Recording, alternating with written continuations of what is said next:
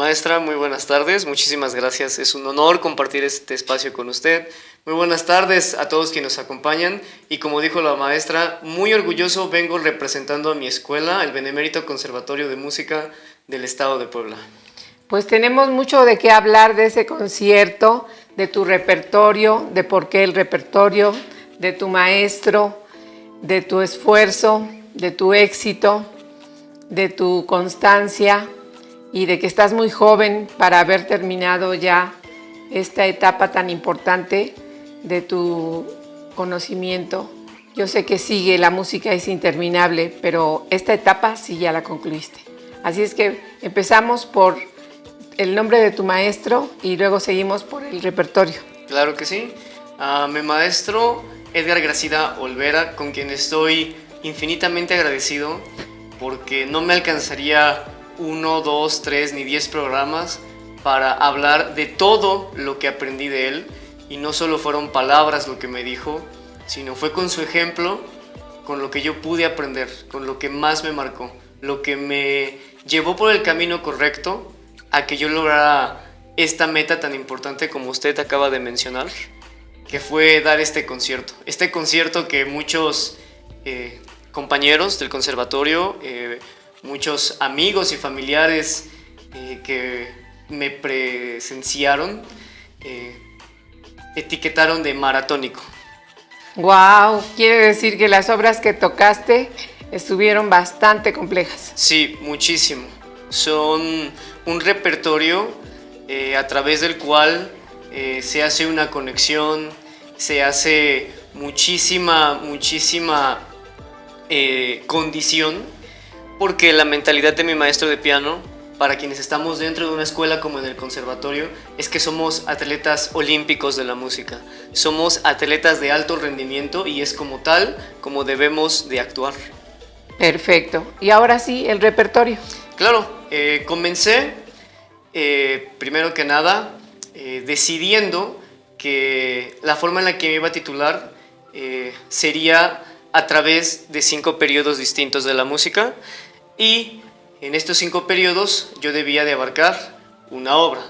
Para la obra del barroco fue la tocata y fuga BWV 565 del compositor Johann Sebastian Bach, la sonata opus 10 número 3 de Ludwig van Beethoven para el periodo clásico, para el periodo nacionalista, la pieza mexicana Intermezzo de Manuel María Ponce, como pieza moderna, el vuelo del abejorro, que es parte de una ópera de Nikolai Rimsky-Korsakov, un músico ruso del grupo de los 5, y para cerrar con el periodo romántico, la polonesa heroica de Frédéric Chopin. Nada más. Nada más. Y como dato curioso, el arreglo del vuelo del abejorro fue escrito por Sergei Rachmaninoff. Oye, maravilloso, genial, realmente un repertorio genial. Estas obras que son representativas de periodos, ¿tú dijiste así quiero presentar mi examen o fue una disposición de tu maestro? Fue más bien un acuerdo, porque mi maestro es una persona a la que le importa mucho cuidar el prestigio de la institución, cuidar su prestigio como maestro y cuidar el prestigio que nosotros como alumnos, como estudiantes de esa institución y como sus alumnos, creamos al paso de los años a través de nuestro desarrollo como estudiantes, como músicos. Las piezas con las que yo pude decidir fueron la polonesa heroica de Chopin y el vuelo del abejorro. Las otras 3 me fueron impuestas, pero a partir de una elección. Me dijo, tienes estas piezas para escoger del barroco, tienes estas piezas para escoger del clásico y tienes estas piezas para escoger del periodo mexicano, del repertorio mexicano. No, pues estuvo muy bien, te dio opciones, tú tomaste la decisión y las decisiones se toman con conocimiento de causa. Entonces, pues tú estás inmerso en todo este contexto musical y tú decidiste cuáles obras ibas a interpretar. Y de todas, pues me imagino que fue un complejo estudio muy difícil desde que ves la partitura, que solamente la estás reconociendo, pero que todavía no la tocas. Así es, y decir complejo la verdad es que es poco.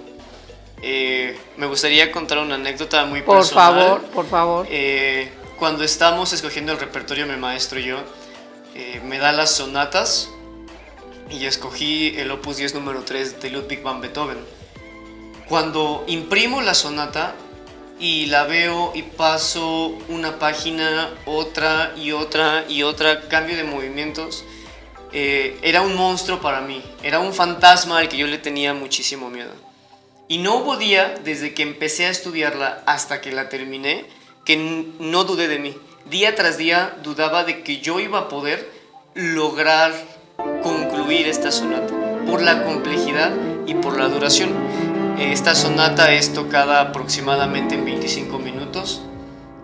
Valentina Lisitsa, que es la intérprete o una de las intérpretes que más rápido la ha grabado, lo hace en 22. Son 4 movimientos. Y cuando yo la escuchaba, para mí era algo que nunca iba a suceder. Pero la diferencia fueron todos esos días que, a pesar de todos los problemas del día a día, de todas las dificultades que como estudiantes, que como seres humanos tenemos, yo me sentaba a presionar teclas pese a todo. Y fue así como, después de un largo periodo de tiempo, y como usted lo dice, de vencer esa complejidad que no solamente era física, sino mental y emocional, logré concluir con esta maravilla de pieza. Felicidades. Pues ya me hablaste de la sonata de Beethoven, lo complejo, lo interesante, las sensaciones que tuviste desde que viste el papel, y de las otras obras. Vamos a pasar a ¿cuál obra? Si gusta, a Bach, que fue la pieza con la que comencé el concierto. Exactamente. Ok. Bach es un músico que debe de ser tratado con mucho cuidado. Y con mucho respeto. Con mucho respeto, por supuesto. Indispensable para los pianistas. No hay un músico que se haga llamar pianista y que sus dedos no hayan atravesado por el proceso que es Bach. Muy complejo en muchísimos sentidos, en cómo tratar la música, en cómo interpretarlo, en la agilidad y en la mecanización de los dedos. Es todo un reto. Y sumado a eso, la memoria es toda una aventura, todo un desafío. Toda una experiencia musical. Toda una experiencia musical.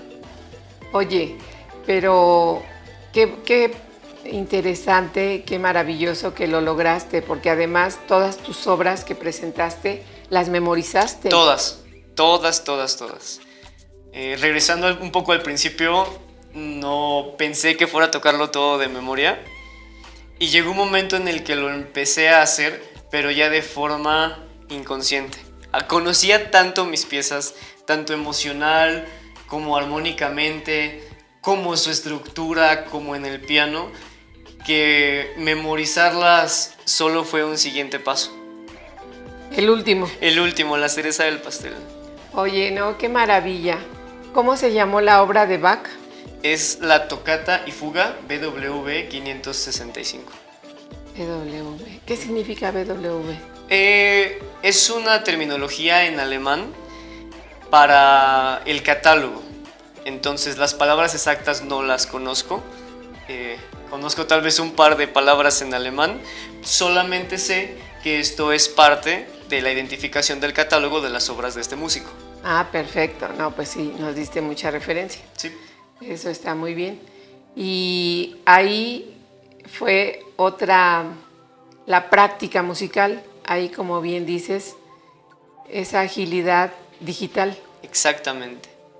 Sí, es correcto, porque uno pensaría que simplemente es sentarnos a presionar teclas, a memorizar, pero es muy interesante cómo cada periodo requiere una posición distinta, un ataque distinto, un trato distinto, y sumado a eso, si nos concentramos en cada periodo, cada músico requiere aún así su propio trato, su propia dedicación, su propio entendimiento. Su propia interpretación. Y aún dentro de las obras de cada músico, los músicos no sentían lo mismo ni eran los mismos cuando componían una obra y otra. Incluso llegan a ser años de diferencia. Y dentro de esos años de diferencia, dentro del periodo que estaban atravesando, tenemos que sumar todos estos recursos, todas estas emociones para poder interpretar solamente a veces una pieza o una sonata que se divide en 3 movimientos distintos con los que cada uno, este músico, en un periodo de su vida, en un periodo de la historia, nos quiso decir algo. Qué genialidad haber escrito sus obras en una época en que no había luz eléctrica, en que no había la tecnología con la que se cuenta ahora, en que las circunstancias eran muy difíciles en otros sentidos, el tener que agradar a una corte o a un rey para poder subsistir y poder tener un lugar dentro del contexto artístico. Qué difícil y qué maravilloso, qué genialidad de cada uno de los músicos que interpretaste. Así es, no lo pude decir mejor. Oye, y seguimos con la tercera obra. El intermezzo de Manuel María Ponce. Por favor. Claro, durante mi concierto quise salir un poco del protocolo habitual que solamente es detenernos en la obra, hacer nuestra reverencia y continuar tocando, porque me gusta explicar qué es lo que va a escuchar el público. No es lo mismo decir, vamos a escuchar el intermezzo de Manuel María Ponce, muchísimas gracias, espero que sea de su agrado, a decir, Manuel María Ponce fue un músico nacionalista que buscaba equilibrar el folclore mexicano con la música académica de su época. Él logró crear una música híbrida con sus conocimientos, con sus estudios, con su práctica, tomando lo mejor de sus raíces y trayendo lo mejor de lo que él había estudiado como pianista. Y es evidente en lo que él nos dejó escrito, en lo que él nos dejó, y ahora tenemos la oportunidad no solamente de escuchar, sino de interpretar. Sí, llevó la música a la sala de concierto. Exactamente, porque lo que él quería era alzar a nuestro país, alzar... que tuviera más relevancia. Exactamente, exacto, y la tiene, porque esta pieza, aunque no es algo catalogado como una pieza olímpica, una pieza de concurso, pero hay muchísimos intérpretes, sobre todo asiáticos, que admiran esta pieza. Una pieza tan particular, tan ligera, pero tan particular. Y lo que usted mencionaba hace un momento de cómo a los músicos de esa época les costaba agradar para ganarse un lugar, para ganarse la vida, es algo muy interesante. Porque a veces como músicos pensamos que solamente debemos de sentarnos y teclear y teclear y teclear e interpretar. Pero si nos vemos como compositores, si nos vemos como lo que de verdad somos, entretenedores del mundo, somos quienes abrimos la puerta de lo bello que es la música a las personas que las quieren escuchar, que quieren acercarse a esto, hay algo muy importante aquí, que es conectar. Y a veces podemos conectar con algo tan pequeño y tan ligero como el intermezzo, como lo hacía Beethoven con sus sonatas. Ay, qué bonito es estar hablando de la música. Realmente es interesante, realmente es fascinante y me imagino que las personas que estuvieron en tu concierto lo disfrutaron totalmente. Así es, no me cansé de recibir felicitaciones, elogios. Por supuesto, mi familia recibió muchísimas felicitaciones. Felicitaciones y elogios.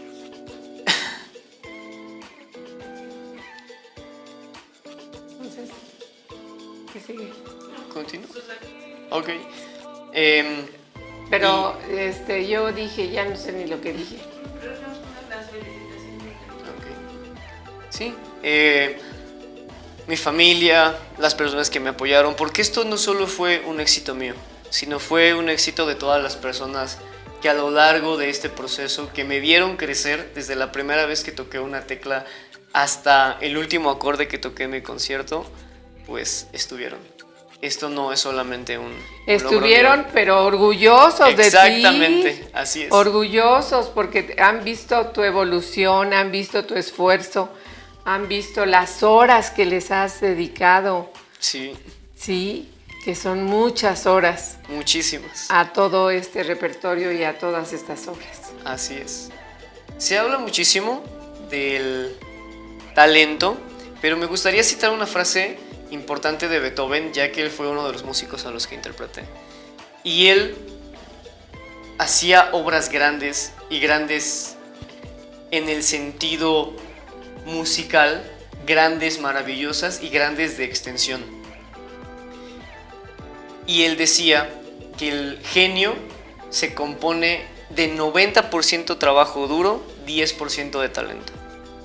¡Wow! Eso sí está muy bien.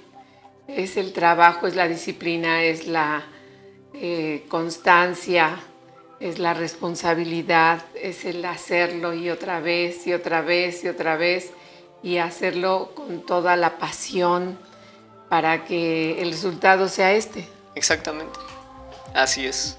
Y bueno, con el maestro de piano que tengo no podía ser de otra manera. Exactamente, de ninguna forma.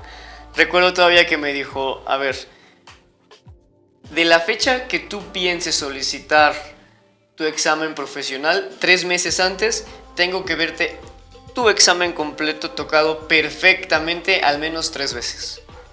Porque para él no es lo mismo decir, voy a llegar ese día y ya me va a salir. ¿Por qué? Porque más bien es la primera vez que nos sale. Para él era estarlo tocando y tocando y tocando y cada 8 días tocando y tocando y tocando. Y cada 8 días, aunque estaba perfecto, encontraba un detalle que se podía hacer aún mejor. ¿Para qué? Para que el día del concierto no fuera el día que me va a salir. Fuera una interpretación más de algo que yo sabía perfectamente que podía hacer. Ay, qué interesante. No, pues te felicitamos. Felicitamos porque lo lograste. Y sigue El vuelo del abejorro, que es una obra también muy compleja, muy hermosa. Y bueno, pues en todas, yo creo que tú manifestaste tu técnica y aquí había una técnica muy especial. Sí, aquí más que la técnica, esta pieza fue un pasaje muy interesante, porque esta composición es principalmente famosa porque todos la toman como referente, ya sea para un concurso o como premisa de lo que es la velocidad. Entonces, uno escuchando, vas a tocar el vuelo del abejorro, no puedes tocarla a la mitad de velocidad. Tienes que tocarla al menos a una velocidad que se parezca a algo que vas a presentar en un concurso de calidad internacional. Y sumado a esto, el arreglo de Rachmaninoff, de verdad que fue una cosa que llevó mi capacidad, mi límite a otro nivel. ¿En qué sentido? Rachmaninoff es muy conocido porque para su época llegó a romper algunos estándares como pianista. Los pianistas no utilizaban acordes tan cargados y tan cargados de una forma tan seguida. Rachmaninoff en un solo acorde de un tiempo a otro. ¿Qué quiero decir con un tiempo a otro? De un tiempo de compás a otro tiempo de compás. Nos lleva en un acorde que va de una octava a una décima, a una treceava, a 2 octavas y solamente con la izquierda. Y tenemos que tocarlo pulcro para que la mano importante no pierda su velocidad, no pierda su esencia y no pierda el interés de quien nos está escuchando. Oye, qué maravilla lo que nos estás explicando. Eso es fabuloso. Yo tengo el gusto de conocer la obra y lo estás explicando y lo estoy evocando y lo estoy imaginando, sí. Además. Sí, es por esto que cuando presento algún concierto me gusta explicar qué es lo que voy a tocar, porque las personas se emocionan más de lo que van a escuchar. Y una vez que lo están escuchando, dejan que esta música se apodere de ellos. Les llega al corazón, les llega a la mente, les llega a lugares que ellos musicalmente no sabían que tenían. Y además valoran lo que están viendo, me imagino, ¿no? El virtuosismo, tu Así virtuosismo. Así es. Yo no me considero un pianista virtuoso, pero sí un pianista estudioso. Bueno, pero una cosa lleva a la otra. Sí, totalmente. Una cosa lleva a la otra. No, pues te felicitamos. Y seguimos con la última obra. La polonesa heroica. La polonesa. Bueno, tú te fuiste a lo grande. Sí, y cuando ya estaba puesto el repertorio, llegué a decirle a mi maestro, profe, ¿no está un poquito corto este repertorio? No sé, ¿no le hace falta como que algo más, que sea un poquito más largo, más intensidad? Y él me decía, mira, vamos a tomar el consejo de otro de los maestros que anteriormente fue mi jurado, el maestro Edgar Cortés, que anteriormente ya ha sido mi jurado y fue mi jurado para mi examen profesional, y decía algo muy importante. Cuando estés estudiando, siempre estudia más de lo que vas a presentar. Si vas a presentar 45 minutos de concierto, toca 1 hora, practica 1 hora y 10. Si vas a presentar 1 hora, practica 1 hora y media. ¿Por qué? Porque cuando lo estemos presentando te vas a sentir más descansado, no vas a desgastar la energía igual, la vas a distribuir mejor y tu interpretación va a mejorar. Y de esta forma mi maestro sí me dejó extender un poco el estudio, pero en su clase y de una forma muy personal, muy ya entraba técnica. La interpretación tuya. Exactamente. ¿Para qué? Para que llegando el concierto el desgaste no fuera igual. ¿Por qué? Porque es muy fácil decir el concierto y nos imaginamos ya subimos, ya tocamos. Pero es también importante decir que no es lo mismo solamente tocar a pararte enfrente de un público, de tu jurado, sabiendo que es tu examen profesional. Puedo decir, y usted debe entenderme perfectamente como mis compañeros que lo han presentado, este tipo de exámenes, sus exámenes profesionales, que la presión de este tipo de exámenes es distinta, nos lleva al límite, nos hace salirnos de nosotros incluso antes de empezar. Es por esto que es muy buen consejo, muy buena técnica estudiar más para que cuando vayamos a presentar un repertorio que es el nuestro, siendo más pequeño, tengamos una carga menos y estemos mejor preparados. Ah, muy buen consejo. Sí, totalmente. Lo apliqué en mi día a día. ¿Qué les dices a las nuevas generaciones que estudien el piano, que no estudien el piano, que es un compromiso muy, muy complejo, que es fácil? ¿Qué les dices? Yo les diría que hay que echarle ganas, sea cual sea su instrumento, sea el piano, sea el violín, sea la guitarra, e incluso sea lo que se quieren dedicar musicalmente. El mundo actual es un mundo muy competido, entonces no queda otra más que echarle ganas, saber escuchar a las generaciones anteriores, ponernos obras que nos mantengan en nuestro nivel, como también montar obras que nos hagan desear ser mejores, que nos pongan un reto, que nos saquen de nuestra zona de confort. El piano, si bien representa una dificultad muy alta, también esa dificultad depende del maestro con el que estemos. Porque no todos los alumnos estamos hechos para todos los maestros, ni todos los maestros están hechos para todos los alumnos. Todos tenemos inteligencias diferentes, capacidades diferentes y percibimos el mundo de una forma distinta. Entonces es importante saber equilibrar el estar cómodo con el salir de nuestra zona de confort. Muy bien, por lo que acabas de decir, muy sensato, muy maduro lo que acabas de decir. Y de verdad que Escenarios te felicita por tu madurez profesional, personal, por este mensaje que me encantó. Aunque difiero un poquito en algo, échale ganas. El echarle ganas yo lo traduzco disciplina, trabajo, constancia, porque así como que le echo ganas y vuelvo a sentarme con los mismos errores de ayer y hoy con los mismos errores de ayer y de antier y no corrijo y no checo mi partitura y no hablo con mi maestro, pues por muy que le eches ganas no te va a salir.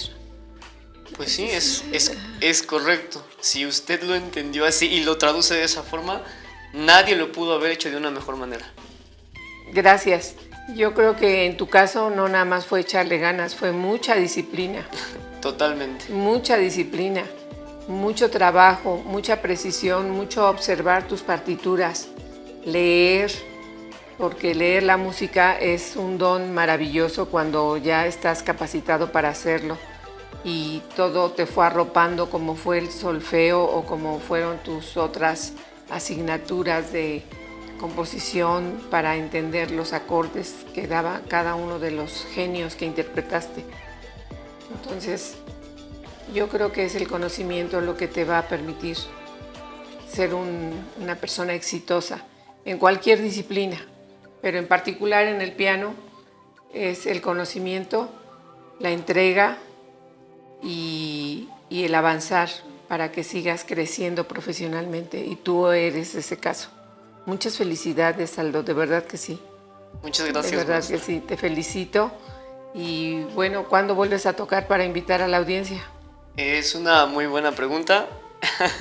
El piano, después de mi examen, me lo he guardado para mí, ya que tengo otro proyecto musical personal, que es al que me quiero dedicar, al que me estoy dedicando. Ok, pero así un concierto de música clásica, todavía no. No, todavía no, pero en cuanto yo tenga una fecha, usted nos va lo a hacer. Saber. Por supuesto que nos sí, ustedes van a ser para darle la difusión. Claro que sí. Pues muchísimas gracias a Aldo García Águila, pianista, egresado del Conservatorio, del Benemérito Conservatorio de Música del Estado de Puebla. Muchísimas gracias. ¿O continúas estudiando allá? No. Ya eres egresado. Exactamente. Ya tengo la fortuna de llegar con mis compañeros, con mis maestros y que todos me digan licenciado. Que al final pues es para mí solamente una palabra más, pero dentro de nuestro ámbito, que sabemos lo que cuesta, que sabemos el sudor que implica y que estudiamos con sangre nuestras obras, puede ser una palabra más o una palabra menos. Pero estar ahí dentro y que te digan licenciado por haber concluido una carrera en música es la manera en que todos los compañeros llegamos a presentarnos nuestro respeto. Muy bien por lo que acabas de decir. Felicidades al licenciado Aldo García Águila por este gran logro en su vida personal y profesional. Y nosotros estamos al cierre de Escenarios, no sin antes invitarlos a escucharnos los sábados a las 3:30 de la tarde en el 105.9 FM SICOM Radio. De verdad nos va a dar mucho gusto que nos acompañe porque ya estamos previos al 25 aniversario de este gran programa para una servidora que representa una gran satisfacción. Muy buenas tardes.